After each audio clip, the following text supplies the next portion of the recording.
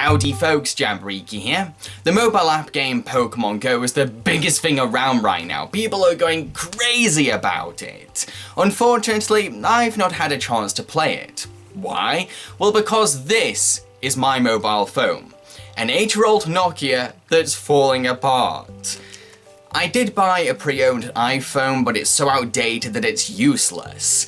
I can't download anything on it. So I can't make a video about Pokemon Go, but what I can do is review the first ever episode of the Pokemon anime series. Yes, it's time to get really nostalgic, folks.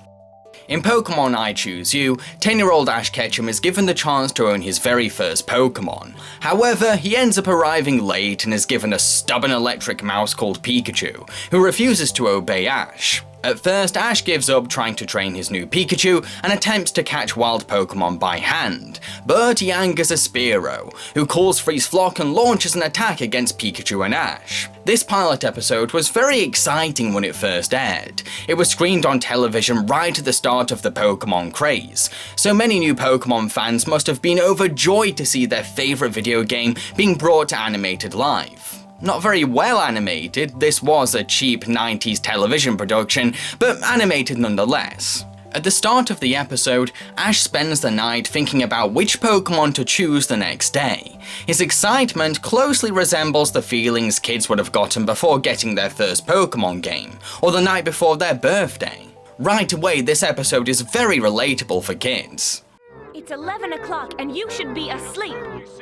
But tomorrow I begin my Pokemon journey. I can't sleep. Ash himself has a huge level of confidence. He is certain that he will become the #1 Pokemon Master one day. While this determination is inspiring, it can make him seem quite cocky too, and it's this overconfidence that motivates him to do some pretty stupid things. Namely, try to catch wild Pokemon with his bare hands, instead of patiently letting Pikachu grow more comfortable around him. Although, the episode does help us to forgive his idiocy by having him bravely defend Pikachu from the flock of Spearows.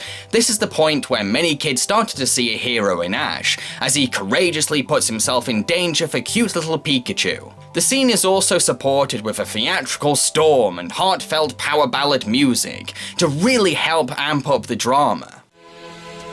I'm going to capture and defeat you all! You hear me?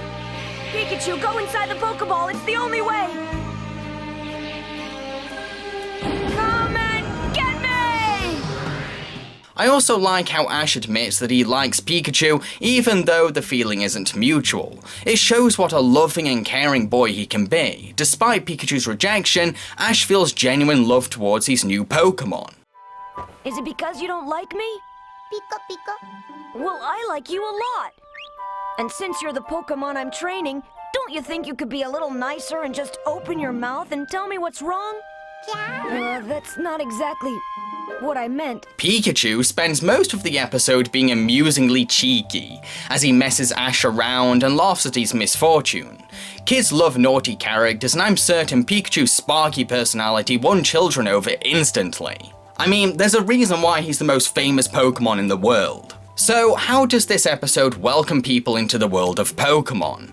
Well, that's where the Pokédex comes in, a contraption Ash uses to identify Pokemon and learn about the world around him. The Pokédex is a way for the show to give natural exposition. What Ash learns, the audience discovers too. Hilariously, the Pokédex is pretty mean towards Ash, often insulting his lack of Pokemon knowledge. It's funny hearing this informative machine break his inherent programming to dish burns to a 10-year-old boy.